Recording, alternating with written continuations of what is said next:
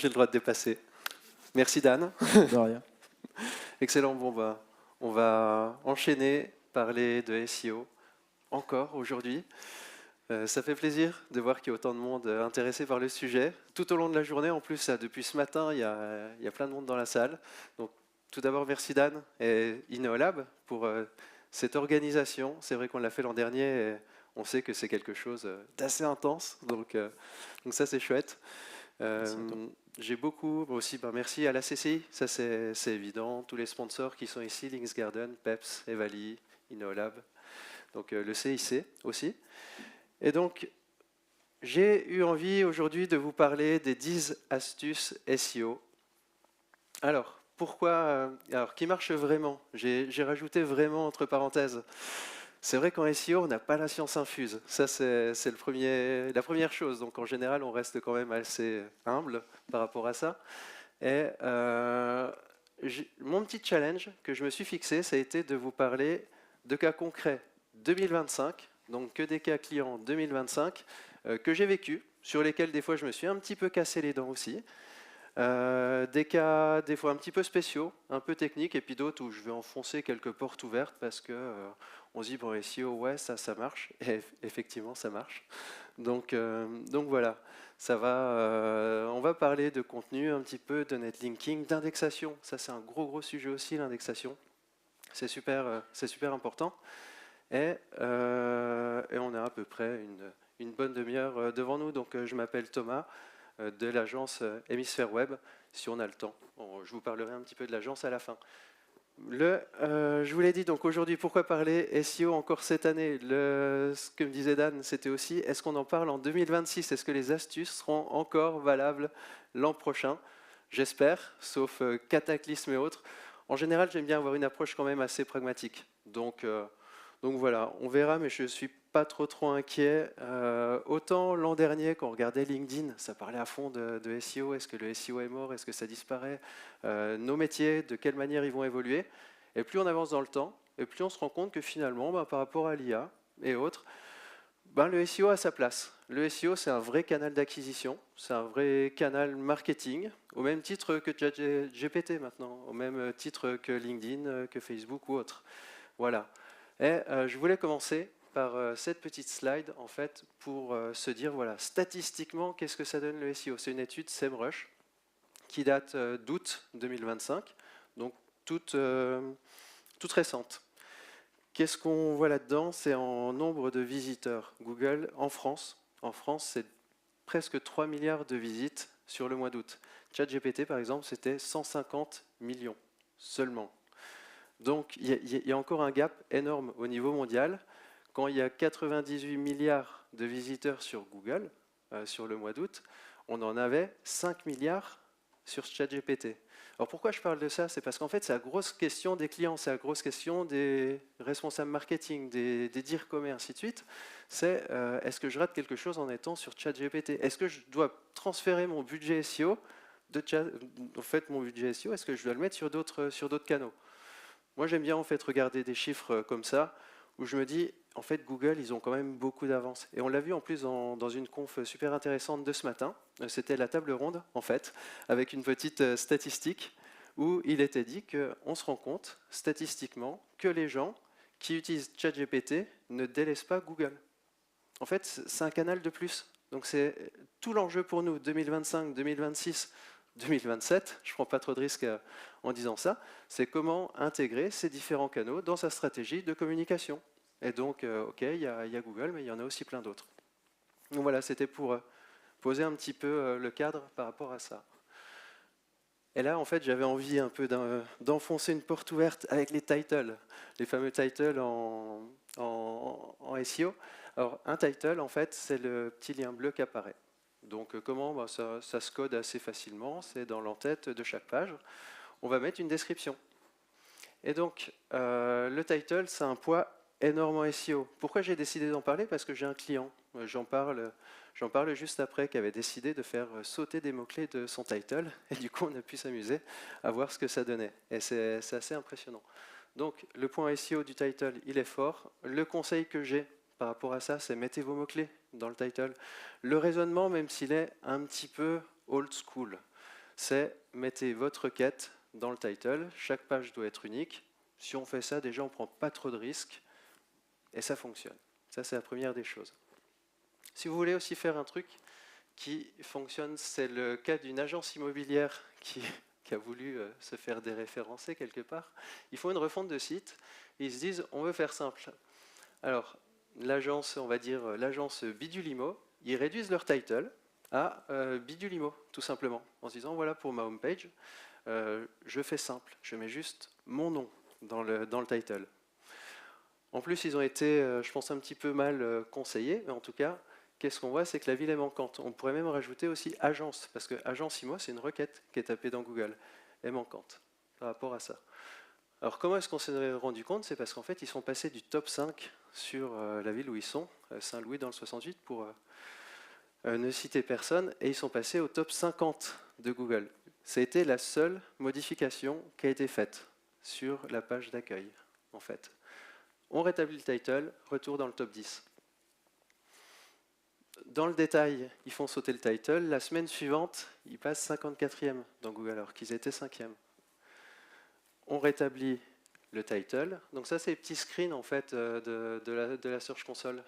Donc ils étaient 54e. La semaine suivante, on a rétabli dès la première semaine ces mots-clés dans le title. Ils passent 37e. Ensuite, ils passent 25e dans Google. Donc on voit que ça prend du temps, quoi. Et il aura fallu 3 semaines pour revenir à l'état initial. Donc avec Google, des fois, il faut être un petit peu prudent quand on modifie son site internet. Si vous modifiez des choses vraiment structurelles, votre H1, votre H2, votre H3, voilà, les titles, vos paragraphes vraiment au cœur de vos articles, ça peut avoir un impact sur Google. Et c'est facile, c'est très facile de déconstruire quelque chose, mais si on laisse faire les choses un peu naturellement pour que ça revienne, ben on voit en une semaine, on arrive à flinguer un truc, et après ça va être 3 semaines pour revenir quasiment à l'état normal. Donc des fois, dans le doute, contactez votre SEO habituel, posez-lui la question, tiens, je veux modifier ça sur mon site, est-ce que ça a un impact ou pas?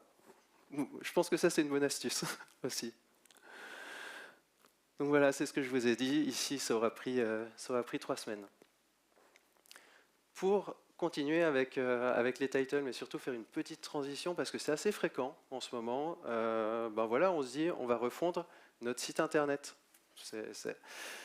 Alors je vous ai préparé comme une petite checklist, voilà, pour avoir plusieurs conseils en un par rapport à ça.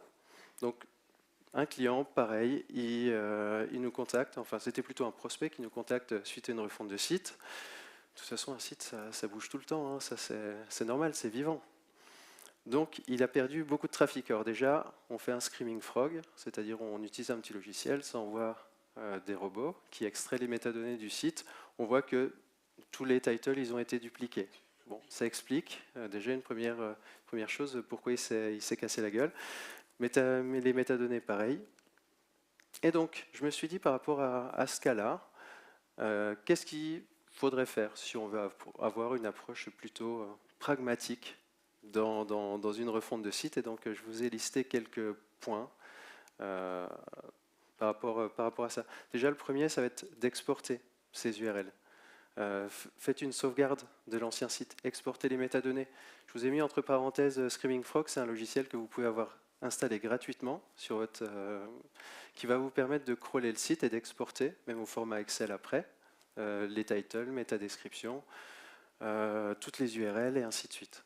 Donc celui-là, gratuitement pour 500 URL. Donc c'est déjà pas mal. Si vous avez un petit site, ça va crawler gratuitement votre site et vous pourrez exporter les choses. Donc déjà, première étape, on garde les données avant de modifier les choses. La deuxième, c'est de se dire, à chaque fois que vous allez modifier une URL, la structure d'une URL, vous changez une lettre dans l'URL, pour Google, c'est une nouvelle page. Donc il faut faire des redirections. Quand on fait une refonte de site, dès l'instant qu'on change une URL, mais il faudra indiquer à Google, ça c'est mon ancienne page, et voici ma nouvelle. Dans le jargon technique, on parle de redirection 301 par rapport à ça. Un bon vieux Excel, ça peut fonctionner. Vous listez vos URL que vous avez modifiées et vous mettez en face les nouvelles URL. Ça sécurise la chose. Ensuite, important, le tracking. Vous vérifiez, vos éléments de tracking. Souvent, ça arrive aussi, on fait une refonte de site, on a les balises Google Analytics qui sautent, on a Google Tag Manager qui est déconnecté, et ainsi de suite. Donc, vérifier que tout le tracking est là. Et après, à la mise en ligne aussi, vérifier que le nouveau site il est bien en index. Et des fois, ça arrive. Enfin, c'est un cas assez courant. Ça. Très, très courant. Ouais, c'est un truc de dingue. Là, j'y repensais. Il y a bientôt des élections municipales. Là, c'est l'an prochain, je crois, à Strasbourg. Et donc, aux précédentes élections municipales, je suis contacté par un parti politique qui me dit, ben voilà, notre site, il apparaît pas dans Google. Ah, ok. Alors je pars un peu bille en tête en me disant, bon, ils ont eu trop de liens, ils ont fait des erreurs et tout. Je regarde, ils avaient des beaux backlinks en fait, de France 3, de TF1, de M6, ainsi de suite. Le site a une structure tout à fait propre. Je vois que c'est un site WordPress, je me connecte à l'interface d'administration, je vais dans les paramètres. Je voyais que le petit bouton « Ne pas indexer ce site » était coché. Donc vraiment, truc tout bête, j'ai décoché, j'ai sauvegardé, 2 heures après, le site était indexé, il apparaissait dans Google, alors que ça faisait quand même 2 mois qu'il n'apparaissait pas dans Google. Et il s'était dit, bah oui, ça prend du temps, le référencement et tout. Non, en fait, et on le voit fréquemment. Et c'est normal, parce qu'en fait, quand on fait une refonte de site, souvent on a la tête dans le sac. Les développeurs, ils n'ont pas forcément non plus les compétences SEO pour ça. Et donc, bah, il faut penser à se dire, est-ce que mon site est bien indexable quand je le lance, tout simplement. Parce qu'en fait, la plupart du temps, il est en non-index le temps du développement, parce qu'il ne faut pas qu'il apparaisse dans les moteurs de recherche, il ne faut pas qu'il soit visité et tout, parce que c'est un doublon. Donc le temps du lancement, le site, il n'apparaît pas dans Google, parce qu'il y a dans le code source une petite ligne de code qui indique au robot de Google de ne pas le visiter, de ne pas l'indexer, en tout cas de ne pas l'indexer. Et donc ça, il faut penser à l'enlever. Et des fois, c'est tellement évident qu'on pense à la communication qu'on va faire après et tout, et puis non, il y a ça aussi à faire. Donc je voulais faire ce petit aparté-là, et après, une fois qu'on a un joli site internet, avec des choses qui tiennent la route à l'intérieur, il y a du trafic. Donc c'est bien d'avoir du trafic sur son site. Et il y avait un petit sujet en SEO sur l'acquisition de trafic par rapport à ça, que j'ai pu tester, et que je trouve assez intéressant. C'est en lien avec du Google Ads, en fait.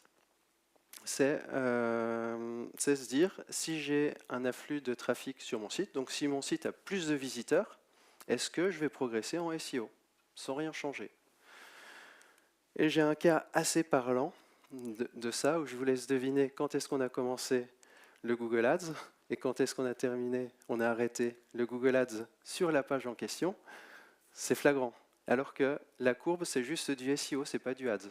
Les gens qui cliquent sur du Ads, ils sont pas pris en compte par rapport à ça. Donc là, qu'est-ce que ça veut dire? Ça veut dire qu'on a fait une campagne Google.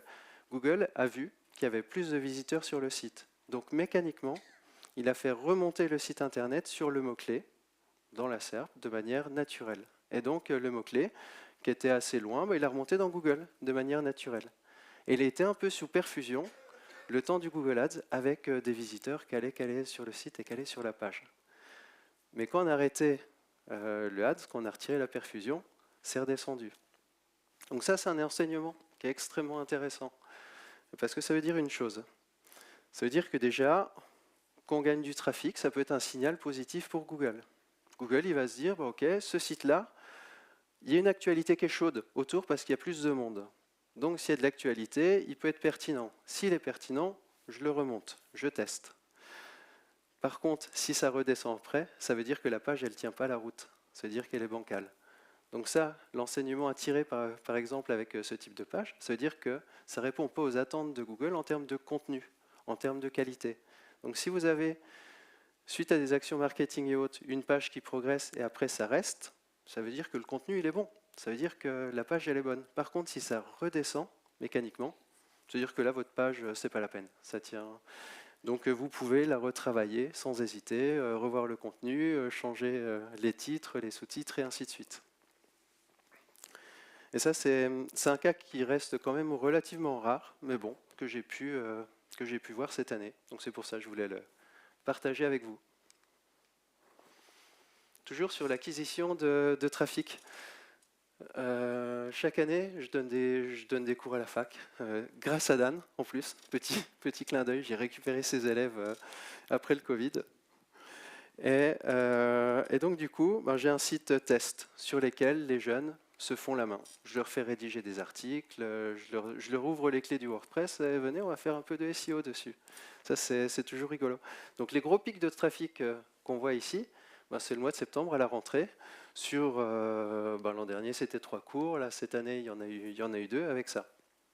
Pareil, on se dit, ben, ok, si jamais il y a plus de trafic, est-ce que le site ben, va progresser? Là, en l'occurrence, non. Un point très intéressant par rapport au travail qui avait été fait l'an dernier, les jeunes, ils avaient plein de questions sur l'IA. Alors c'était, ouais monsieur, l'IA, est-ce que ça marche? ChatGPT, ah oui, mais je vous assure, en SEO, c'est bien. J'aurais dit, ok, si vous voulez, on va tester. Et donc, je leur ai fait rédiger une quarantaine d'articles quand même, où c'était à peu près bien structuré, mais 100% IA. Bon, on voit que là, en 12 mois, il n'y a pas eu plus de trafic avec les articles IA. Donc c'est pour ça, ça fait le lien aussi avec les conférences précédentes et la rédaction de contenu. C'est quand même important de personnaliser ce que vous faites. Si vous prenez du ChatGPT, un pseudo prompt qui a l'air bien, en fait non, Google il va pas aimer. Et ce qu'on a fait ben, cette année là ici, ben, c'était de regarder les articles, et il y a une grosse masse d'articles qui n'a pas été indexée par Google non plus. Google a visité les articles et il a décidé de ne pas les indexer, parce que ça ne répondait pas justement aux critères de qualité. Donc voilà, mon conseil, c'est pas de texte 100% ChatGPT. Si vous avez une base IA, personnalisez-la, mettez votre patte, mettez votre expérience. Ça, ce serait extrêmement intéressant. Parce que quand on fait aussi des choses qui ne sont pas bonnes aux yeux de Google, bon, on peut se faire blacklister par Google. Et c'est rigolo, là j'ai coup sur coup en août et en septembre 2 prospects qui m'ont contacté par rapport à ça en disant ben, notre site web WordPress a été piraté et du coup on n'arrive pas à récupérer le référencement qu'on avait. Et ben, je prends les URL, je vois les URL qui ont été déréférencés, ils avaient nettoyé leur site. Donc en fait c'est le contexte, site WordPress pour une agence de voyage, site WordPress qui a été piraté il y a quelques mois. L'agence de voyage a nettoyé le site avec un informaticien et tout, donc le site est sécurisé à nouveau. Par contre, quelques mois plus tard, ben, Google ne veut toujours pas le remettre comme avant et ne veut toujours pas réindexer le site. Donc quand on envoie les URL à travers la Search Console pour indexation, on a ce petit message d'erreur avec demande d'indexation refusée.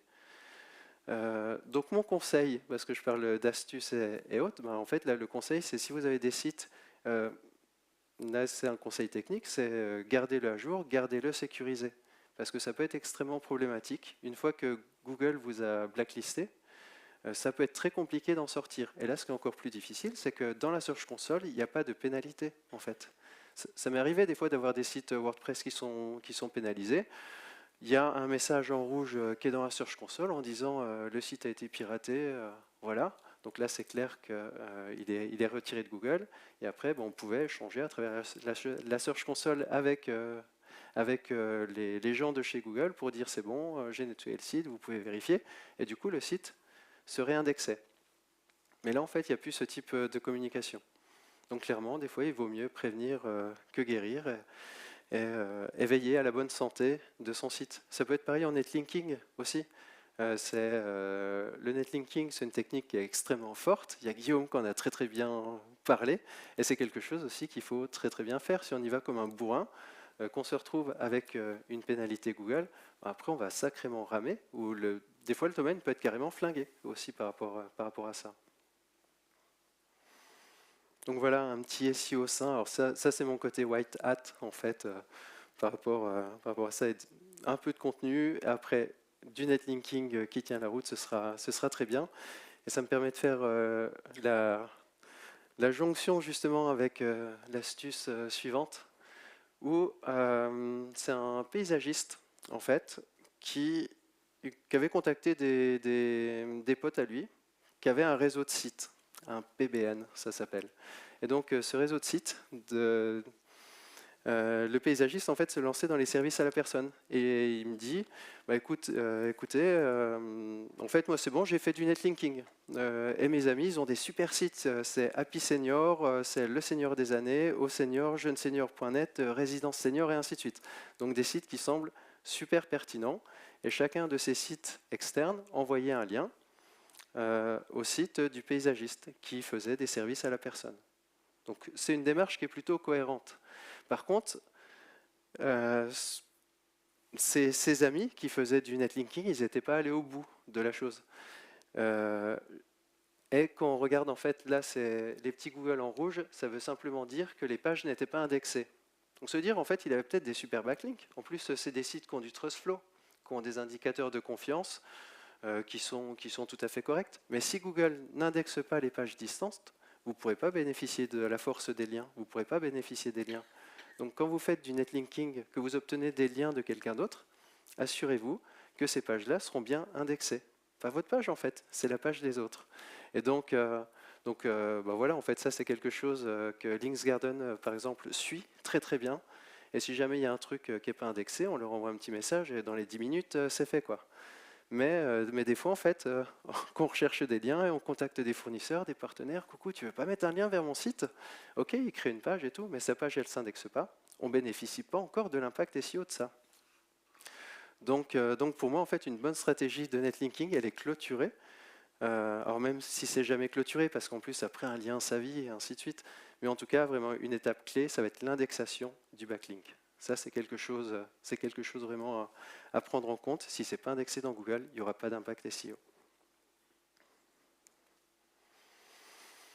Parce que Google, justement, il visite des fois les pages, mais il ne les référence pas. Ça, c'est un truc, des fois, on ne comprend pas. On comprend pas. Là, j'ai un client, il a 30 000 visiteurs par mois, à peu près. Il publie régulièrement des articles de blog, uniques, zéro IA. Ça tient la route. Ces articles, j'aime bien les lire. Ils sont intéressants, en plus. Ils sont bien rédigés. Il en publie 5. Il y en a 3 qui vont s'indexer et 2 qui vont... On ne sait pas pourquoi, ils ne se référencent pas, ces articles-là. Il suffit d'informer Google, on les renvoie via la Search Console, ça s'indexe. Donc en fait, Google va visiter les sites et des fois, pour des raisons de budget, des raisons X ou Y, il ne va pas le rajouter dans son index Google.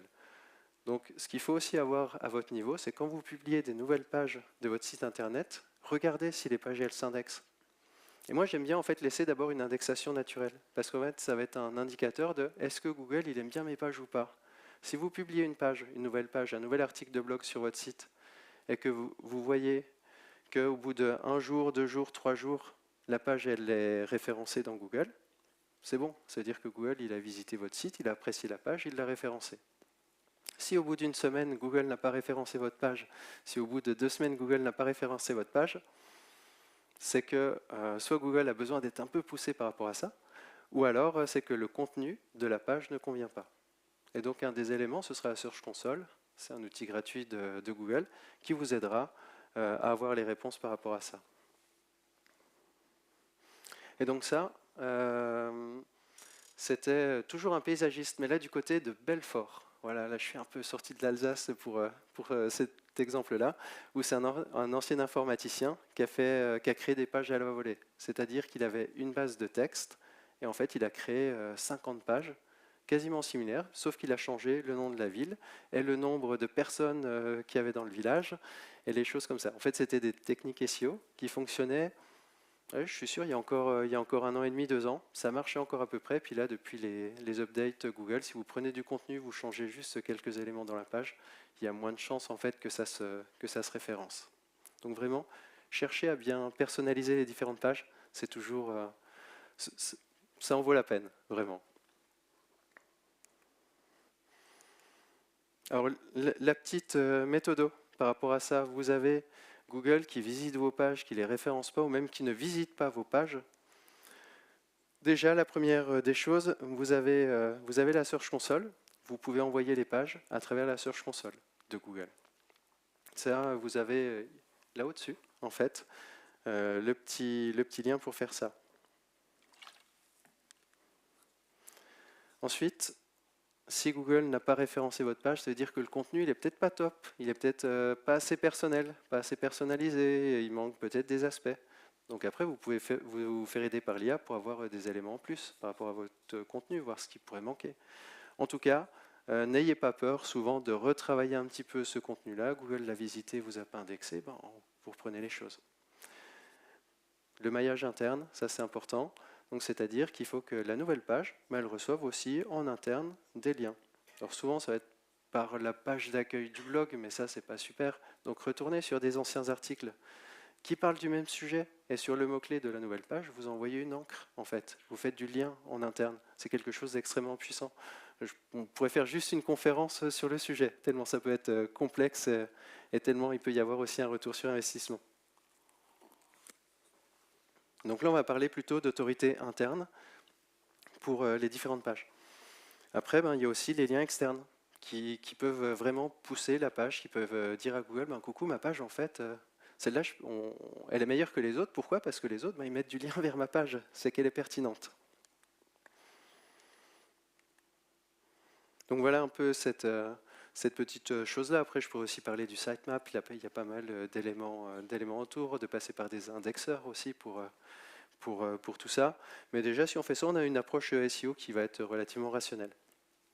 Et j'ai eu le cas où on a dû référencer un site internet en 2 heures, où c'était dans le cadre d'une association, en fait, avec l'UCC Grand Est, c'est l'Union des conseillers en communication. C'est une association qui regroupe les agences de com. Et tous les 2 ans, en fait, on consacre 2 journées complètes à des associations pour les aider. Et donc là, c'était une assoce qui n'avait pas de site internet. Donc on a pris un nouveau nom de domaine. Le nom de domaine partait de 0. On l'a acheté le matin à 10h du mat. On a monté un WordPress dessus. On a mis des jolis textes. On a cherché des images. On a mis des liens en interne, les titles, les métadescriptions. Voilà, on a tout bien fait. On a connecté le nouveau site à la Search Console aussi. On a envoyé le sitemap à Google à travers la Search Console. C'est-à-dire qu'on a utilisé la Search Console pour envoyer à Google la liste de toutes les pages du site. Comme ça, Google était informé du nouveau site aussi. Après, on est même allé plus loin avec la Search Console. On a pris les pages principales individuelles et on les a collées dans le petit moteur de recherche. Et puis on a demandé individuellement une indexation à Google. Mais en fait, au bout de 24 heures, il ne s'est rien passé. Google n'avait toujours pas référencé le site. Alors là, franchement, on se sent démuni. On se dit, j'ai envoyé le sitemap, Google l'a lu. J'ai envoyé les pages pour indexation. Google a visité les pages, il ne se passe rien. Pourquoi? Pourquoi il ne se passe rien? En fait, c'est parce que j'ai un nouveau domaine. C'est un domaine neuf, Google ne lui fait pas confiance, il nous met un petit peu dans un bac à sable, en disant on va attendre de voir ce qui se passe avec eux, est-ce qu'ils continuent de publier, est-ce qu'il y aura des liens via les réseaux sociaux, des choses comme ça. Alors le lendemain, pour pousser un petit peu la chose, alors c'est pas du black hat, mais en tout cas on s'est dit on va utiliser du netlinking, donc des liens externes, pour pousser un petit peu plus tout ça. Donc ce que j'ai fait, c'est un site que j'avais moi. J'ai mis un lien depuis la page d'accueil, depuis la home, en fait, vers le nouveau site, sur son mot-clé exact, et SEO aussi sur son nom. Donc j'envoie un backlink depuis la home. Ma page à moi où j'ai modifié le contenu, parce que j'ai modifié le contenu de ma page, j'ai rajouté du texte et j'ai rajouté une encre qui renvoyait vers le site Visiter ma famille.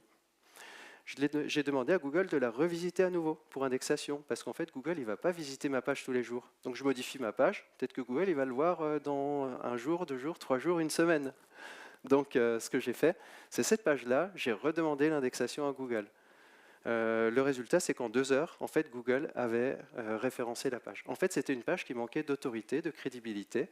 Le fait qu'un autre site internet qui a un peu de trafic, il mette depuis sa page d'accueil un lien vers ce nouveau site, Google s'est dit, OK, là, je peux lui faire confiance. Et on a accéléré la chose en fait en poussant un peu l'indexation de la page qu'on avait modifiée.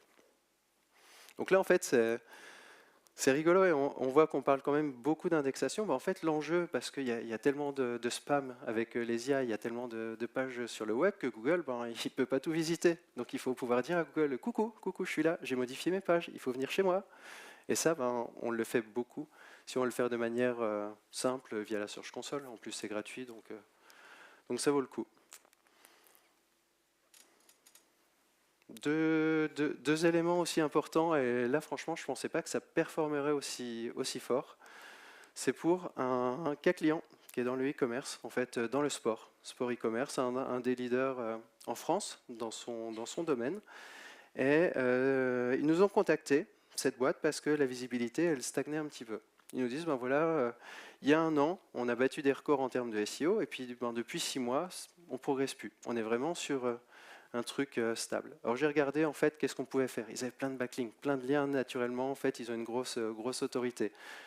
Ils n'avaient pas de budget aussi, donc je me suis dit, ben, on ne va pas aller sur ce domaine-là tout de suite. Même si ça faisait partie de la reco, ils ont fait des arbitrages et tout. On s'est dit, bon, ok, il n'y a pas de budget, on va aller. Ça ne sert à rien. Je sais pas, ils ont 2000, 3000 backlinks. Leur ajouter des petits backlinks 5, ce ne serait pas trop utile. Donc on s'est dit, ils ont 182 articles de blog. On va travailler les articles de blog pour aller chercher comme ça des mots-clés SEO. Et la stratégie, ça a été d'optimiser les 30 meilleures pages en SEO et aussi les 30 pires, consacrer du temps sur le top et le flop des pages.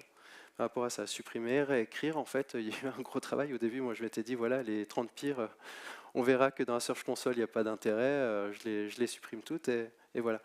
Et donc au final, c'est assez dingue ce que ça a donné en termes de visibilité SEO. Donc en fait, on voit là que ça stagnait clairement pendant un temps. Nous, on a travaillé à ce moment-là, en fait. Et après, on est arrivé aussi sur un vrai plateau où on prend juste les clics hors marque, les clics SEO. Donc c'est-à-dire on enlève tout le branding et tous les mots-clés qui contiennent le nom de l'entreprise. Ils ont fait x2 en termes de trafic. En plus sur des volumes qui sont relativement intéressants, en travaillant en fait un peu le ventre mou du site, qui étaient les articles de blog, en se disant on se concentre sur les points forts et on se concentre vraiment sur ce qui ne va pas. Donc ça, c'est aussi l'exemple que, ok, il y a les liens, ok, il y a l'indexation, mais il y a aussi le contenu qui peut être extrêmement fort. Et souvent, bah, ça peut faire partie des quick wins qui vont permettre de gagner des clics par rapport à tout ça. Alors j'en avais parlé, ça fait un petit lien avec la conférence précédente. Ça fait longtemps que je m'amuse avec les Google Local Guides. Là, on va juste parler, on fait un petit aparté avec le référencement local de Google, parce qu'en fait, vous savez, quand vous laissez des avis dans Google Maps, vous laissez des avis, vous modifiez la carte, vous répondez à des questions dans Google Maps et ainsi de suite, Google va vous donner des points. Et donc au fil du temps, je me suis rendu compte que mes photos, que j'avais téléchargées, les photos de resto, vous savez, vous êtes au resto, vous prenez votre plat, vous le mettez dans Google Maps pour le resto avec 5 étoiles. Voilà, c'est ça, en fait, concrètement. Je me suis rendu compte que mes photos, elles performaient un truc de fou. J'ai 42 millions de vues en fait dans Google Maps avec les photos en plus qui sont absolument pas professionnelles là-dedans. Et donc je me suis un petit peu passionné aussi pour l'algo avec Google Maps en se disant en fait c'est quoi l'impact. Alors par exemple quand je laisse un avis dans Google Maps, même s'il y a plein d'avis, Google comme j'ai eu une activité qui était très très forte d'un point de vue quantitatif en fait en termes de volume, il me fait confiance. À tort ou à raison, hein, mais en tout cas, j'ai plein de points dans Google Maps, donc du coup, quand je laisse un avis, je rentre dans le top 3. Quand je mets une image, que ma photo soit belle ou pas, parce que des fois, il y a des belles photos de photographes. Hein. Moi, c'est avec un smartphone comme ça, tiens, ça a l'air bon, je le mets. Pareil, ça rentre dans les Google Images, et puis ça va aussi rentrer dans les photos Google Maps.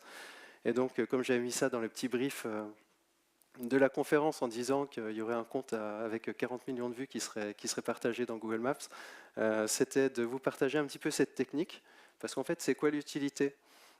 Si jamais vous avez besoin de laisser des avis, de demander à Google des suppressions, des modifications dans Google Maps, Google il va faire confiance à ceux qui sont actifs. Voilà, c'est ça leur système de points. C'est plus vous êtes actif, plus Google va vous faire confiance. Et donc, l'avantage, c'est que quand je fais des modifications, elles sont prises en compte rapidement par Google. Des fois, si j'ai ma mère qui demande à changer des horaires dans un truc, ça va mettre des plombes où ce ne sera pas pris en compte. Si je le fais, ça va être pris en compte en 1 heure, 1 journée, 2 jours max, et c'est relativement utile. Voilà. Donc ça, en fait, le secret, il n'y en a pas trop, c'est de la quantité. Plus vous allez poster d'images, plus vous allez mettre d'avis, de photos et tout, plus Google va adorer. Donc là, j'ai mis 3000 photos. J'ai laissé 600 avis dans Google Maps. Donc, voilà. Et le dernier point, on en avait parlé un petit peu sous forme de blague en apéro SEO. C'était où Dan m'avait demandé en fait, de quoi tu veux parler dans tes astuces SEO, et j'avais dit non mais en fait la meilleure astuce c'est vraiment d'être terre à terre quoi. En fait, le SEO, j'ai des clients qui ne connaissent pas le SEO et en étant pragmatique, ils parlent de leur société, ils structurent bien les textes, ils parlent d'abord d'eux, il y a bien les bons mots-clés dans les titres, en fait ils se référencent et ça marche en fait. Le SEO, ça devient technique, surtout quand ça ne marche pas. Où c'est là, on va commencer à se gratter la tête en se disant, ok, c'est quoi? C'est le backlink, c'est les machins, c'est ça? Donc du coup, ce qui va être super important, ça va être de tester, de mesurer et de voir. En fait, moi, ce qui a marché là pour les clients et ce que je vous ai partagé, peut-être que ça ne marchera pas parce que le contexte sera légèrement différent. Le client n'avait pas besoin de backlink, mais il avait plus besoin de contenu. Et d'autres clients ont du contenu, mais il manque d'autorité. Donc après, c'est toujours des petits ajustements à faire par rapport à ça. Et donc, oui, il y a le gros changement en fait qu'elle a avec les IA. C'est vrai que les IA, elles peuvent nous aider, mais le bon sens commercial, quand en fait, des fois, un peu le bon sens paysan, ça fait aussi le taf. Donc c'est pour ça, des fois, se prendre trop la tête, ça sert à rien. Je pense qu'il faut faire, déjà, il faut essayer, surtout. Tester, mesurer, et puis après, on corrige, et c'est ça en permanence, quoi. Ce qui marchait il y a 10 ans, ça ne marche plus, mais ce qui marchait il y a 20 ans, qui marchait il y a 10 ans, voilà, ça ne marchait plus non plus. Et on est tout le temps en évolution. Et c'est ça, moi, que j'aime bien aussi dans le SEO, et c'est ça aussi que je voulais vous partager aujourd'hui. Les bases restent les mêmes. Après, est-ce que le SEO va être révolutionné? Il faut être pragmatique. Pareil, Google, ils gagnent des milliards avec leur système publicitaire et avec leur système de classement. Ils ne vont pas prendre le risque de tout chambouler du jour au lendemain. Ils vont faire ça par petites touches et puis intégrer ça et puis tester. Des fois, dans les pubs Google, il y a un moment, on les avait sur le côté. Après, on les avait en haut. À un moment, c'était même intercalé dans ça. Google fait en permanence des changements. Donc voilà, nous, notre métier, c'est de nous adapter, mais aussi garder un cap, tout comme les chefs d'entreprise, les entrepreneurs, il y en a beaucoup ici. Ok, il y a l'actualité chaude, mais il y a aussi un peu la vision à long terme. Et je pense qu'en SEO, on peut continuer assez sereinement d'avoir une vision à long terme, avec le contenu, avec construire son autorité, à être multicanal aussi. Ça joue, hein, les réseaux sociaux, les newsletters, comme c'était dit. Être prêt, travailler, un peu réfléchir, s'amuser avec ChatGPT aussi. Pourquoi j'apparais pas? Mais il n'y a rien à révolutionner, en fait, pour l'instant. Parce que tous les exemples, là, ça date, il y en a beaucoup, c'est de cet été, en fait. Donc, on est en plein dedans. Et dans 6 mois, 2026, on y sera aussi. Voilà. Donc, je vous remercie. N'hésitez pas à me contacter sur LinkedIn et autres. On peut rester en contact.